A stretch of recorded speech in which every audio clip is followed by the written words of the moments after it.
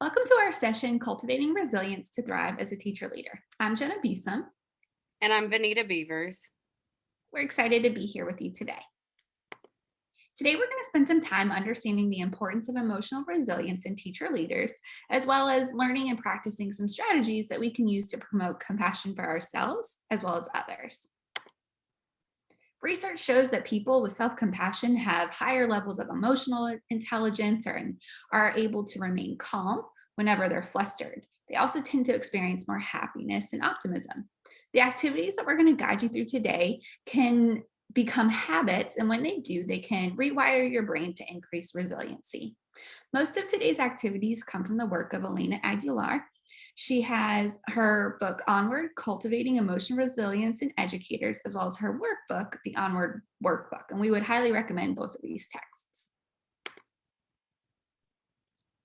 Thinking of the year that we've just gone through, I'd say that we probably have a lot of resilience. But the activity that we want you to engage in right now will really help us to go deeper.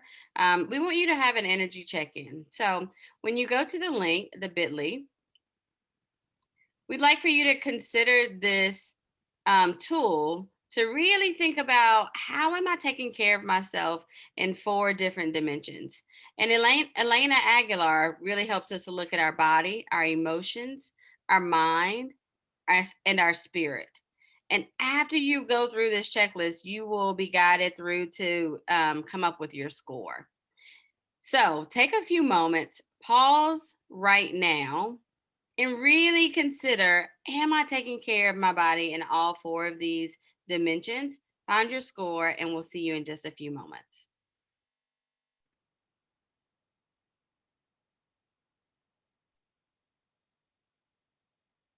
All right. So we hope that you're coming back with more of a frame for how you might look at the rest of our time together today. We hope that the tools that you'll gain, the thinking that you'll gain, will do just what Jenna said, help you to rewire to make sure that you are truly checking in on your energy and taking care of yourself. So the very next thing that we want you to do is a challenge. So, thinking about all of the things that are going on in your life right now, what are the current challenges that you are facing at work, right? And if you are doing this right now and likely you are into the summer, I want you to probably go back to what were the challenges that come up most recently while we were at work. I mean, you're probably going to be flooded, but list as many as you can in 2 minutes. You may use this timer on the screen. We'll start it and then we'll see you back.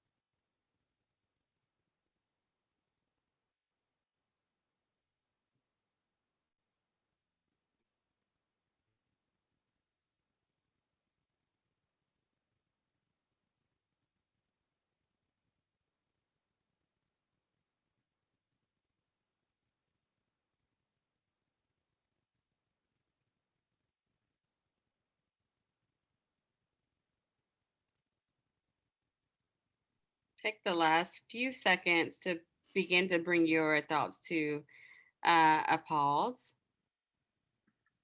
And we are back together.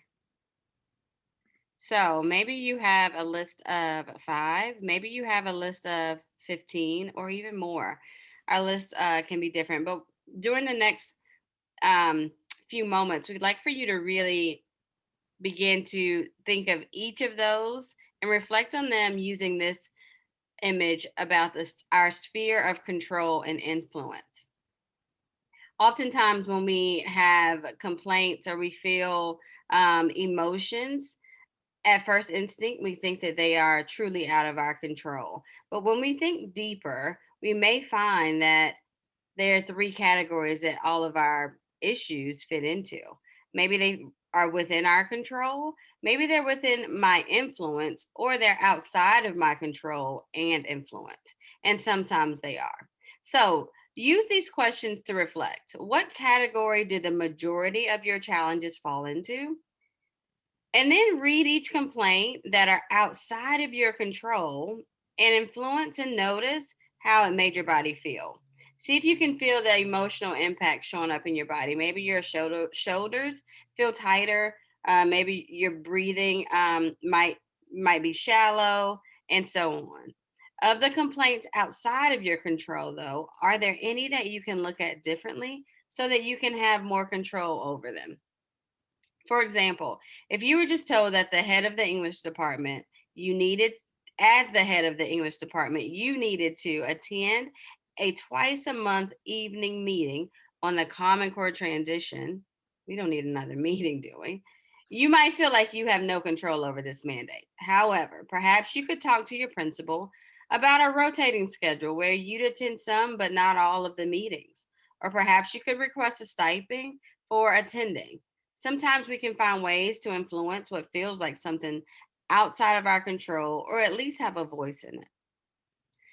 Now, of the complaints outside of your control, are there any that you'd like to get let go of?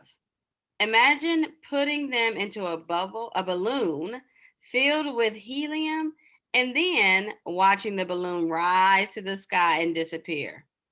I know that sounds crazy, but our minds could really do that, right? Like, look at those complaints that are within your sphere of influence and control. See if you can identify one concrete action you could do to address each one. Now, we've begun to sort those things that were on our list. What do you notice about your list when you look at it through the lens?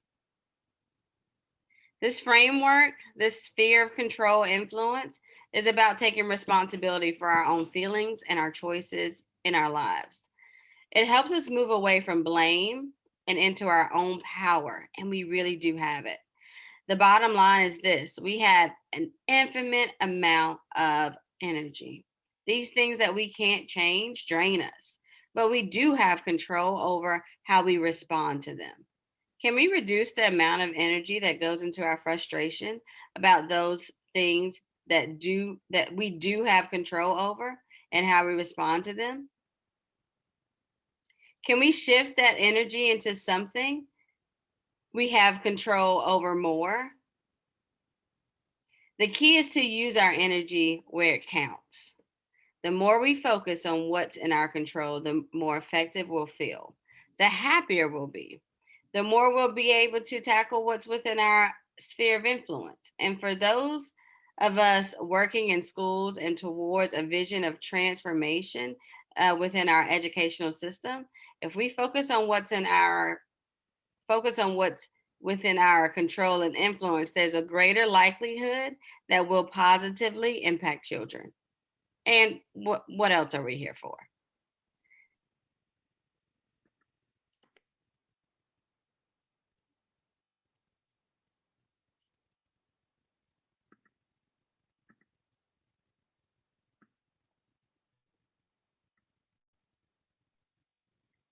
So let's take a look at this quote from Amanda Gorman.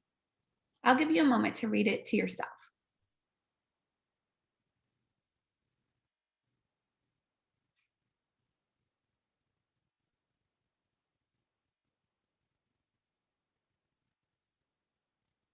So here we start to see that connection between self-compassion and resilience. It's helpful to take a minute to understand what self compassion is. At first, it might sound a little fluffy, but simply put, it's a perspective towards ourselves that we would normally use with a friend or a colleague who's facing some kind of setback or challenge. And there are three main components to self compassion. So we have mindfulness as the first component. That might sound like this is hard right now, or I'm feeling tense. That idea of being aware but not overwhelmed by your emotions. And when that's true, you're able to make decisions with more clarity and wisdom. The second component is the idea of common humanity. That sounds like I'm not alone. Other leaders are facing similar challenges. When we recognize that we're not alone, this it really supports our well-being and our sense of connection with others, and it helps us consider that people are potentially impacted by our actions because we're noticing and recognizing the connection between all of us. And the last component is self-kindness. That sounds like, may I be kind to myself as I face this challenge? Or what would be kind right now? It's the idea of treating yourself well. And that's going to really help you with your own motivation and your capacity to help others, which is important as a teacher leader. So let's practice this idea of self compassion. We're going to engage in an activity called How Would You Treat a Friend? I want you to think for a moment about a time when a close friend felt bad, maybe a colleague or a mentee, or a student teacher that you work with. Think about how you responded to that person, whether it was a friend or a colleague. I want you to write down, or you could even record a short voice memo on your phone about what you typically would do or say to a friend who's having a hard time. So you could do this on a scrap piece of paper. You could pull up Google Drive and type a little bit, or you can look on your phone for a voice recording app where you can literally just say into your phone what you would normally say to a friend. And once you've done that, I invite you to come back.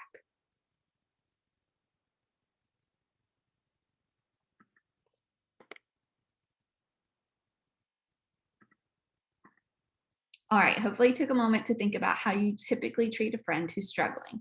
Now I want you to switch gears and I want you to think about times when you have felt bad about yourself or when you've been struggling through some challenges, maybe some of those challenges that you jotted down earlier.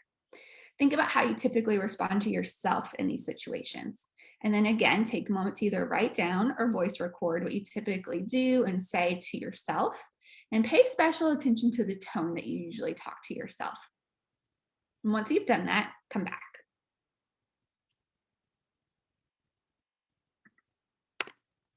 All right, so we've taken a moment to think about how we typically treat a friend and how we typically treat ourselves. So, what I want you to do now is read back over what you wrote or listen to what you recorded and note the differences between how you talk to yourself and how you talk to a friend. And think for a minute about the factors that lead you to treat yourself or others differently. It can be really interesting when we stop to compare how we respond to our own struggles or the tone that we use with ourselves and how we respond to a friend's. It can unearth some pretty surprising differences. Thinking about, like, well, why am I so hard on myself? But more importantly, what would happen if I wasn't so hard on myself? When I was first learning about this strategy, it was in February, and I remember looking at my daughter at 4 p.m. in the afternoon, and she was still in her jammies. Okay. 4 p.m. is pretty late to still be in your jammies from the night before, but they weren't just like regular jams, they were her Christmas jams. And I was just feeling really bad about myself, right? Like, what kind of mother am I? Like, I'm so terrible. My daughter is still in her pajamas at 4 p.m. It's February, they're Christmas pajamas, which means like there's a lot of laundry to do if you've made it to the bottom of the drawer to the Christmas jams. And I paused because the irony was I was learning about this strategy and thought, like, well, what would I do if a friend texted me and said that their kid was still in their pajamas, their Christmas pajamas at 4 p.m.? I would think nothing of it. I would never use that as a way to judge them as a human or a parent in any kind of way. So it really caused me to pause and think about the way that I was treating myself versus how I would treat someone else in the same situation. So I want you to do that now as well. Pause, read over what you say to a friend and what you say to yourself, and just spend some time noting the differences. And once you've done that, I invite you to come back.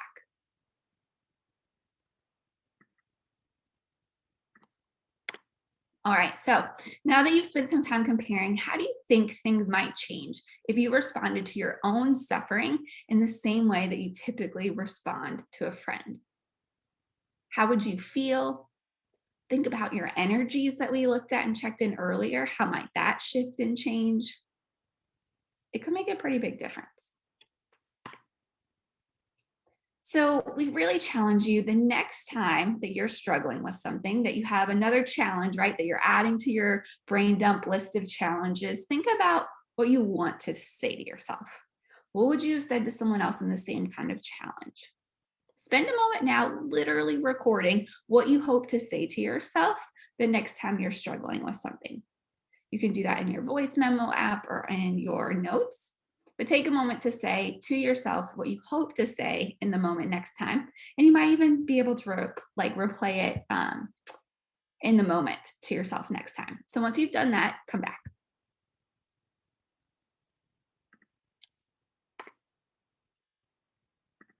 All right. So definitely keep that strategy in mind as a way to cultivate resilience as a teacher leader, thinking about treating yourself with the same compassion that you offer others. Another thing we want you to consider is different ways that you might take care of yourself. And in the Onward workbook, they have a list of all kinds of different ways that you might care for yourself. And we've shared a few of those here in this bit.ly link. I want you to take a look at the ideas that you already do or that you would like to do, and you can vote on those. And I'll show you how to do that in a second. There's also an option to add your own favorite ideas to the list. So you'll go to this bit.ly link. It'll take you to Dot Store. And here you can join by typing your name.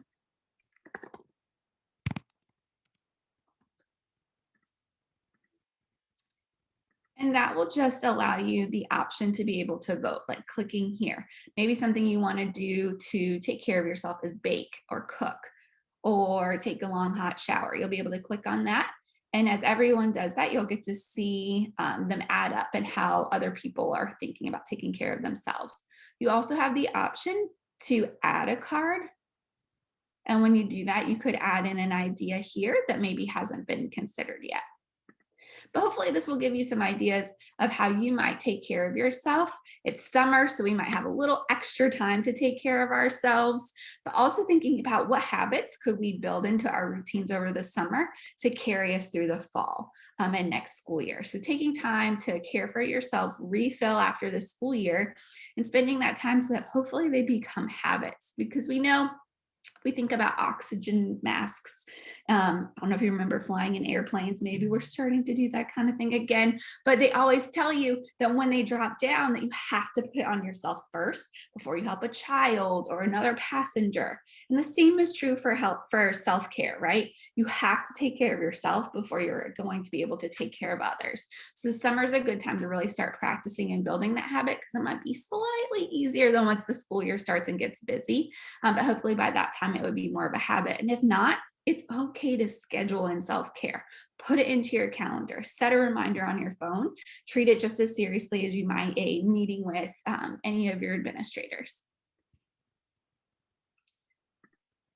All right, Yeah, let's move on and talk a little bit about what it's like to work with difficult people and still remain resilient. those were such good ideas. But you're right. As we are working on building our own compassion muscles for ourselves and for others, we still have to deal with some people who can be difficult. This image is really amazing because it really is about two bridges coming together, and there's a person in the middle. Imagine yourself there. And thinking about those difficult people, maybe these people aren't really difficult. Maybe you just perceive them as difficult. Or maybe they are really difficult.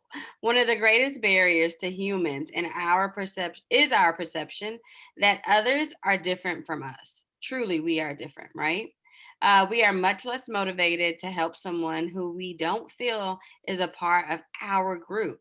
In fact, if we can even feel hostile towards members of an out group, but who we see as part of our in group, it can really change, right? So we can increase our understanding of others by recognizing commonalities with someone else, even if those similarities aren't immediately apparent. So, there are a couple of things we want you to do here to think about the people who are difficult, maybe my perceptions, or maybe they really are difficult.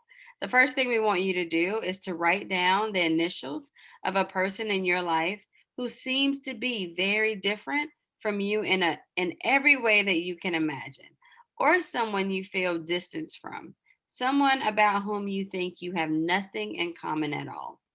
Perhaps this person has different religious or political beliefs, life experiences, or interests. He or she may be someone with whom you have had a personal conflict with, or who belongs to a group that has been in conflict with a group to which you belong. You thinking of that person? Jot those initials down. Next, make a list of things that you can imagine you share in common. Yeah, that's right. Those similarities, right? Perhaps you both work at the same school or in the same city. Even that's a similarity. Maybe you both have children or a significant other. What else do you have in common? Really put down even the things that are apparent. The third thing we want you to do is review your list of commonalities. How do they help you see that person differently? One strategy in dealing with people you perceive as difficult is to cultivate awareness of common ground. If there's somewhere you might have to search, but find connections. So look anywhere, but make sure you find those connections because they are there. Remind yourself that people can change. Make sure you're not holding on to a fixed mindset about their ability to grow.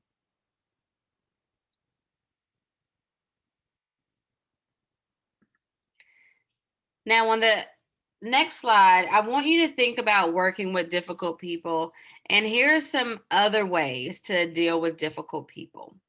First, listen to their complaints, but without comment. That would be hard for me. But without comment is important. Be very careful that you're not feeding their negativity. Don't get hooked into their storylines or worked up about their attitude. Imagine you're watching a stormy weather, just looking, taking it in. Your curiosity can stay in your mind, or you can ask a truly curious question or two. So, these three things are really important. Cultivate awareness of those common ground. You did that by the list. Then you're going to listen without comment, but then get curious about them. Curiosity keeps us in a place of being worried or upset. And again, it's like watching the storm pass.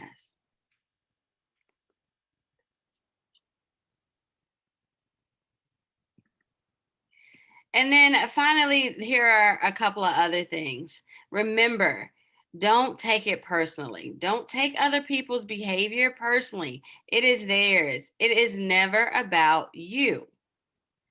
Then also remember to step away when it's necessary. And sometimes it is. Give yourself permission to do that. Step away, draw boundaries. You decide when and how this person affects you. Going back to that energy check in, right? Like, notice energy is moving about us all day long in all ways. And what can I control? Remember to step away and draw those boundaries. And last, ask for help. Ask for help in the best way to communicate or work with this person, from another colleague or a coach or a supervisor. There is no shame. So we've talked a little bit about how we might practice compassion for ourselves and how we might practice compassion for difficult people. But sometimes we start having like empathetic or compassion fatigue, right? We're spending all this time caring for other people, trying to be compassionate, and it can really suck up a lot of our energy when we think about the energy check in from earlier. So, we want to offer an idea for how you might prevent empathetic fatigue. Because when we completely take on other people's suffering as our own, we risk personally becoming distressed and overwhelmed. That can lead to our own burnout. So, we don't want to be a sponge, right? Soaking up everyone else's stress, everyone else's challenge. Remember the list? We've got enough challenges of our own to deal with. We don't need to suck in all those others like a sponge. But we want to be receptive to people's feelings, right? We just don't want to adopt them as our own. So Elena offers a strategy where she suggests when you are working with someone who's in distress, visualize yourself in a big bubble, and the other person is in their own separate bubble. So when people are in bubbles, you can hear what they say, you can see them, you can communicate care and concern verbally and non-verbally because they can hear and see you, but all of their distress stays in their bubble. The bubbles don't have to like cut us off from interacting with each other, but they do help us contain our energies. So I want you right now to pause and think about a time when you were with someone who caused you distress, someone who you could really sense yourself as you were working with them, sponging, right? Soaking up all of their distress yourself. If you have someone in mind, have an instance in mind. If not, pause. And when you do come back, and then I want you to practice using this strategy. And you might do it more abstractly, just visualizing, or maybe you want to grab a piece of scrap paper, you're a doodler, you're a drawer, and actually sketch this out. But visualize or sketch yourself literally inside of a bubble, standing next to the other person that you just identified. And that person's also in their own bubble. You might consider what you would say to one another. You might add speech bubbles if you're drawing, but really play out that conversation while you're each in your own separate bubbles and consider how that might make a difference with containing your own energy and not soaking up all of their emotions, causing you to also feel overwhelmed or burnt out. Once you've spent some time reflecting on that, think about how this visualization technique could be helpful in the future, how it might help you in the future, in this, maybe in the summer or in the upcoming school year as you work with other people, students, colleagues, and helping you to really contain those energies while still showing compassion to others, because we don't want to lose that piece either. So we've talked about a lot of different ways that you might consider cultivating your resilience as a teacher leader. And we hope that you'll practice some of those things over the summer, but also really dig in and creating those habits over the school year. And they can make a really big difference. We would love to connect with you. You have our information here, as well as our program's Twitter and Facebook accounts. There's lots of cool ideas shared all throughout the school year, and we encourage you to take a look at those. Thank you so much for being with us today.